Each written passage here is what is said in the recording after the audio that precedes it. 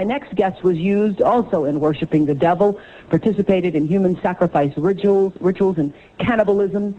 She says her family has been involved in rituals for generations. She is currently in extensive therapy, suffers from multiple personality disorder, meaning she's blocked out many of the terrifying and painful memories of her childhood. Meet Rachel, who is also in disguise to protect her identity.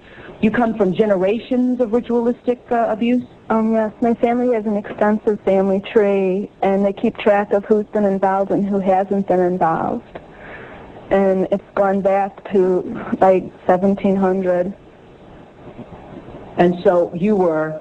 Right. I was born into a family that believes in this. And does everyone else think it's a nice Jewish family? From the outside, you appear to be a nice Jewish girl? Definitely. And you all are worshiping the devil inside the home? Right. There's other Jewish families across the country. It's not just my own family. Really? And so who knows about it? Lots of people now. I talked to a police detective in the Chicago area, and several of my friends know, and I've spoke publicly before. And so when you were brought up in this kind of evilness, did you just think it was normal? I've blocked out a lot of the memories I had because of my multiple personality disorder. But yes, I mean, it's like if you grow up with something, you think it's normal. Mm-hmm. I always thought. So what kinds of things? You don't have to give us the gory details, but what kinds of things went on in the family? Well, there would be rituals in which babies would be sacrificed, and you would have to, you know... Who's babies? There were people who bred babies in their family. No one would know about it. A lot of people were overweight, so you couldn't tell if they were pregnant or not, or they would supposedly go away for a while and then come back.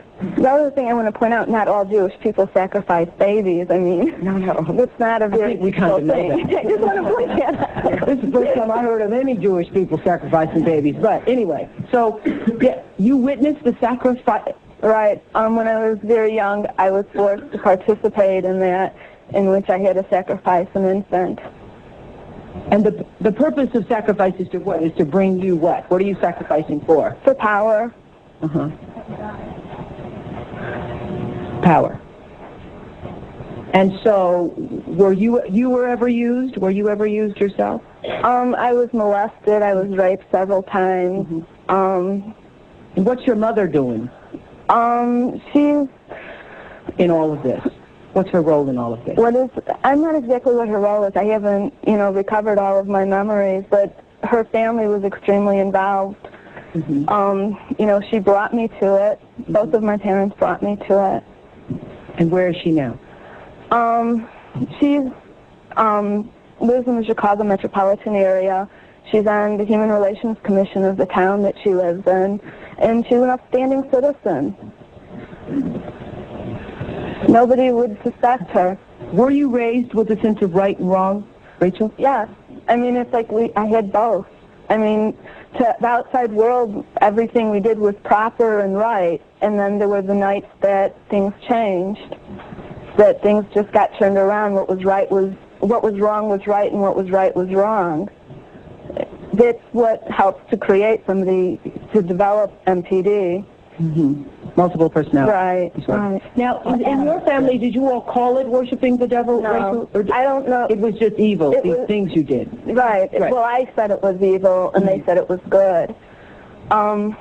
There's a book that I had just come across called Lilith's Cave, which is a book of Jewish mysticism and supernatural, and there's a lot in that book that relates to what I, endured when I was... Le premier qui dit la